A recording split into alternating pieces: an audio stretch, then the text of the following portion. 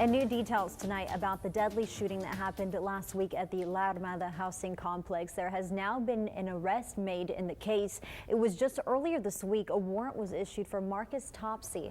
Law enforcement received a tip that Topsy was at a residence in Austin. U.S. Marshals were able to make the arrest. The shooting happened last Thursday night near Rojo Street and Southport Avenue. Police say an argument escalated to a fight and Topsy pulled out a gun and shot 34-year-old Joseph McFarland.